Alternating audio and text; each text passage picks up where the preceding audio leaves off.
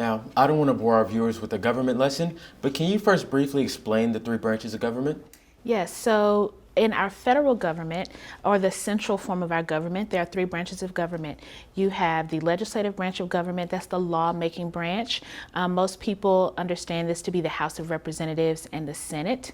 And then you have the executive branch of government.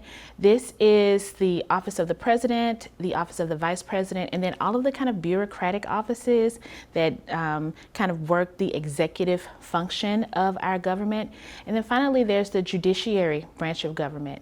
Now, in our federal government, this is primarily the United States Supreme Court, but then there are also other courts in our federal government. You have district courts and you also have courts of appeal. So as people file cases, maybe because they don't like a law that was made by the legislative branch, or if they're upset about something that was done by the executive branch, they might file a lawsuit. And that is how we learn about how the different branches of government work and what the law is.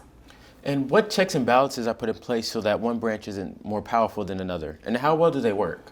So there are multiple kind of ways in which we think about checks and balances. So first, within the articles of the U.S. Constitution, Articles 1, 2, and 3, that kind of create the different branches of government, there are rules that are put in place about what each branch of government has the right to do.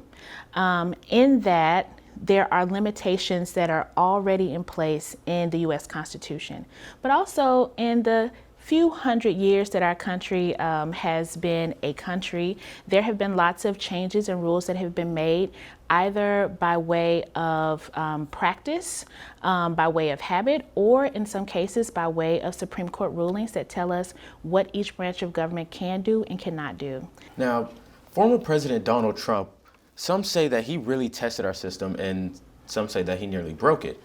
So what would a win for President Trump mean for our system this time around? That's a really heavy question, and I think it depends kind of on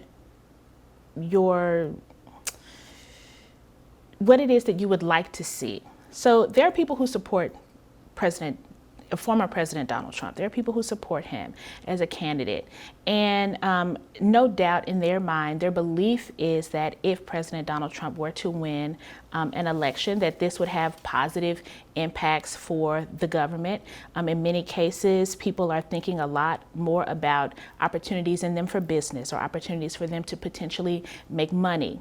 But then there are also people who quite rightfully are concerned about a win for former President Donald Trump. And that is because in addition to,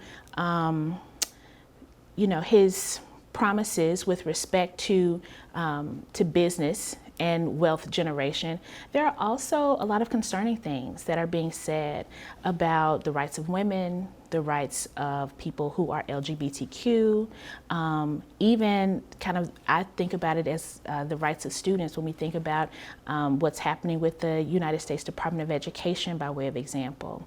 And in that sense, I think that an argument can certainly be made that a win for President Trump, we might begin to feel in our day-to-day lives kind of a backsliding of what we have enjoyed or what we have believed to be our rights in this country. Now, the Supreme Court has weighed in on a lot of hot issues as of recently. They even agreed to review a Tennessee law banning transgender affirming care for minors this term. Each time they hand down a ruling, it sounds like it's going against the opinions of majority of Americans. So why is that? There are a lot of reasons for that. I try not to be too partisan in conversations about what's happening with the United States Supreme Court, but I can tell you as a teacher of public law and also a scholar that is looking at the impact of our courts on our everyday experience, one of the major issues that we are seeing is that with lifelong federal appointments, there's not as much oversight over our federal courts and even over some state court positions as over other branches of government. And quite frankly, this has led to some issues with regard to folks who are in the Supreme Court having interests that are divergent from the interests of the people. So one example of this is last year when the United States Supreme Court was handing down a decision that effectively overturned Roe versus Wade. Before that decision came down, Justice Clarence Thomas was quoted in, I believe it was the New York Times newspaper, basically saying that the Supreme Court does not have to make decisions that the people of the United States will necessarily agree with or be happy with.